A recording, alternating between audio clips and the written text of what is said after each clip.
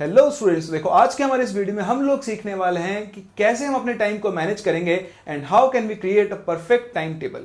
Time table create करना, time table बनाना अपने आप में एक बहुत बड़ी आर्ट है।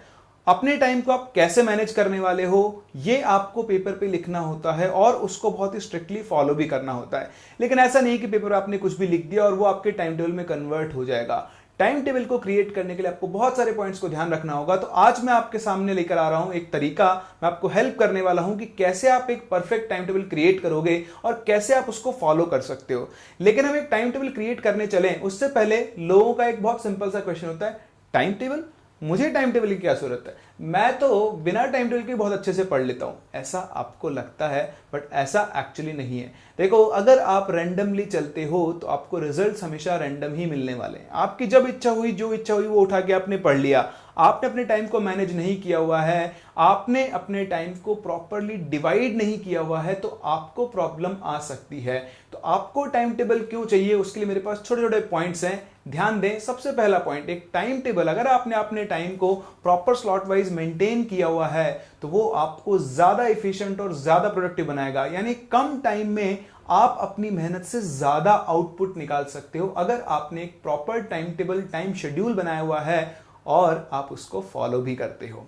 इसके अलावा अगर आप बात करें, आप अपने टाइम को प्लान करके उससे एक्चुअली टाइम निकाल सकते हो। जहां आप बैठकर 10 घंटे पढ़ने की कोशिश करो, हो सकता है 10 घंटे का काम आप 7 घंटे में कंप्लीट कर लो और आपके पास 3 घंटे एक्स्ट्रा बच जाएंगे। उन 3 एक्स्ट्रा घंटों का आप क्या कर सकते हो, आप वो काम कर सकते हो जो आपको करना ज्यादा पसंद है। आप मूवीज देख सकते हो, आप वीडियो गेम खेल सकते हो, आप घूम सकते हो, फिर सकते हो, कोरोना के बाद ऑब्वियसली। लेकिन आप ऐसे बहुत सारे काम कर सकते हो जो आप करना चाहते हो लेकिन टाइम की कमी की वजह से नहीं कर पाते हो। बहुत सारे स्टूडेंट्स को मैंने बोलते हुए सुना, सर हमारे पास टाइम ही नहीं बचता है, सर हमारे पास टाइम बचता ही नहीं है। इसलिए नहीं बचता है क्योंकि आप टाइम को बचाना नहीं चाहते हो। अगर आपको टाइम को बचाना है तो आपको टाइम को प्लान करना ही होगा, अदरवाइज आपके पास टाइम कभी नहीं बचेगा।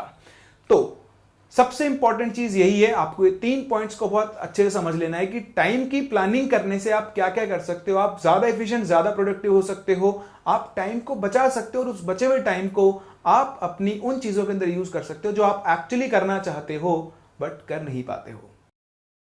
तो आप देखते हैं कि एक टाइम टेबल बनाते टाइम आपको और किन पॉइंट्स का ध्यान रखना चाहिए। So what points to consider while making a time table. सबसे पहला और इंपॉर्टेंट पॉइंट जो है, आपका टाइम टेबल प्रैक्टिकल होना चाहिए। लोग ऊल जुलूल कुछ भी टाइम टेबल बना देते हैं, मैं सुबह 4 बजे उठूंगा और उसके बाद पढ़ने बैठूंगा, मैं रात को 3 बजे तक पढ़ूंगा। भाई हर एक की बॉडी अलग है, हर एक का माइंड अलग है और जिस हिसाब से आप काम कर सकते हो उसी हिसाब से अपने टाइम टेबल को बनाए। टाइम टेबल प्रैक्टिकल होना बहुत जरूरी है, अदरवाइज थियोरेटिकल, आप जानते हो थियोरेटिकल यील्ड और प्रैक्टिकल यील्ड में तो बहुत फर्क होता है। तो अगर आप टाइम टेबल को कुछ भी करके बना दोगे, ऐसे बैठ के आप पेपर बैठ कर बना दिया बिना कुछ सोच समझे, आपने मैं उठता तो मैं 10 बजे हूं सुबह और मैंने टाइम डाल दिया सुबह 4 बजे का, तो वो आप नहीं कर सकते हैं। तो अपनी कैपेबिलिटीज के हिसाब से आप अपने टाइम टेबल को डिसाइड करें, उसे प्रैक्टिकल रखें ताकि आप उसे फॉलो कर पाए। मोस्ट ऑफ द टाइम क्या होता है, लोग बना देते हैं हाइपोथेटिकल सा टाइम टेबल और उसको फॉलो एक दिन भी नहीं कर पाते। रीजन क्योंकि वो प्रैक्टिकल नहीं है। तो सबसे पहली चीज, आपका टाइम टेबल क्या होना चाहिए, प्रैक्टिकल होना चाहिए। वो आपके डेली रूटीन के अकॉर्डिंग होना चाहिए और उसी हिसाब से आपको उसको बनाना भी होगा और उसको फॉलो भी करना होगा और आपके लिए उसको फॉलो करना क्या होगा, रिलेटिवली आसान भी होगा। उसके अलावा आपका टाइम टेबल कस्टमाइज होना चाहिए। किसके लिए, आपके लिए ऑब्वियसली, किसी दूसरे के लिए थोड़ा ना कस्टमाइज होना चाहिए।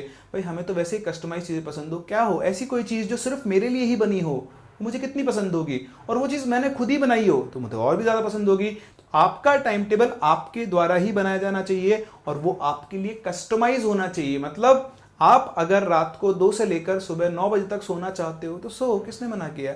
आपको 7 से 8 घंटे की नींद तो लेनी होती है, ठीक है। आपकी एज में आप नींद को डिस्टर्ब ज्यादा नहीं कर सकते हो, अदरवाइज वो आपकी क्रिएटिविटी पर, आपकी जो माइंड की एक्टिविटी उसके ऊपर क्या करती है, नेगेटिव इंपैक्ट डालती है।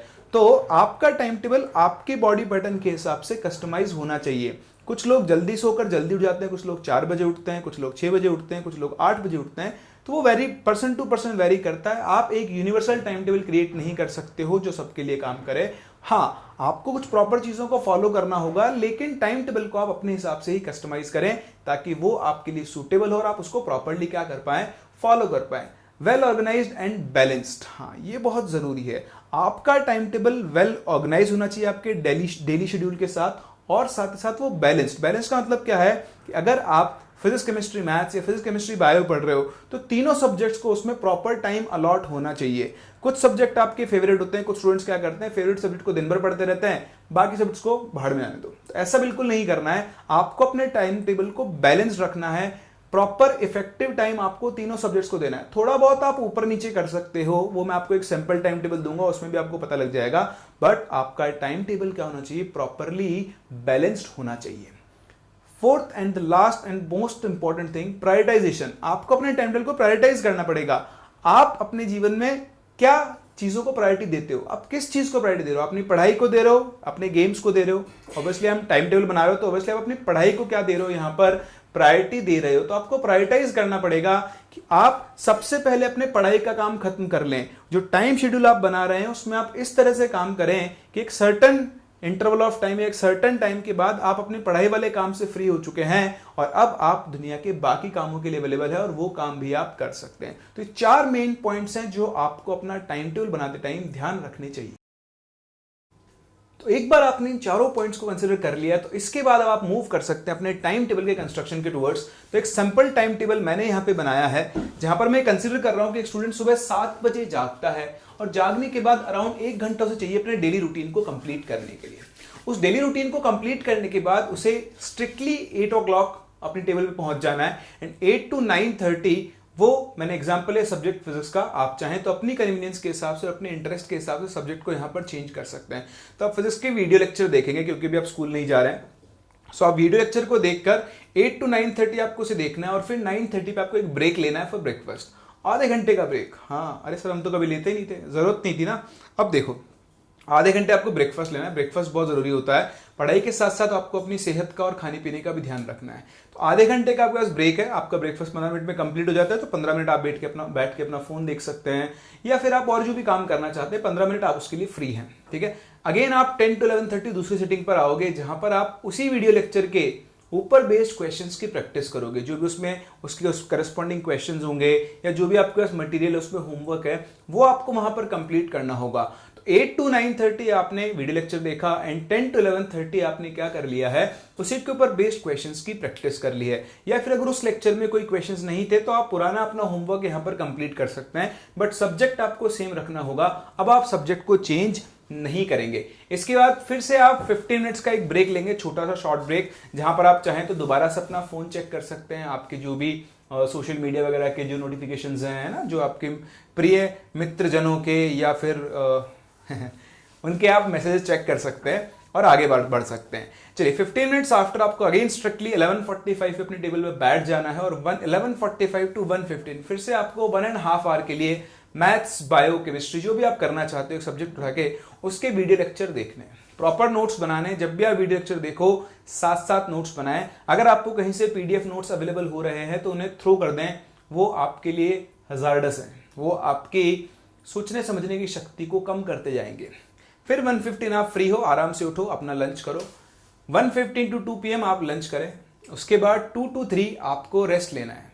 रेस्ट का मतलब ये है कि आप आराम से बैठ सकते हैं।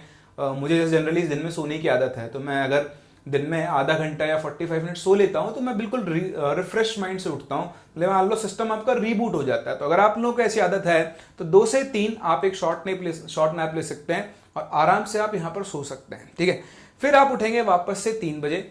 ये टाइम स्ट्रिक्ट है ना, जो बैठने का टाइम है पढ़ने के लिए। तो 3 to 4:30 आप उसी वीडियो लेक्चर के क्वेश्चंस वापस से करेंगे, सेम उनके ऊपर प्रैक्टिस करोगे। उनमें क्वेश्चंस नहीं है तो आप पुराना अपना होमवर्क कंप्लीट कर सकते हो। फिर 4:45 to 6:15 आप अपने तीसरे सब्जेक्ट की तरफ मूव करेंगे, for example chemistry. Let's say आज आपने मंडे है और आपने फिजिकल केमिस्ट्री के लेक्चर देखे हैं। आप देखो 6:15 के बाद 6:30 to 8:30, ऑल्दो आप बोल दो 6:15 to 8:30 आप बिल्कुल फ्री है। एंजॉय करें अपने टाइम को, जो आप करना चाहते हैं, मूवी देखना चाहते हैं, गेम खेलना चाहते हैं, जो भी आप कुछ करना चाहते हो करने के लिए आपके फ्री हो बिल्कुल। ये 2 घंटे आपके अपने हैं, इनको आपने आज के दिन में अर्न किया है, तो इनको जैसे आप यूटिलाइज करना चाहें आप कर सकते हैं। 8:30 ऑनवर्ड्स फिर आप वापस से आओगे।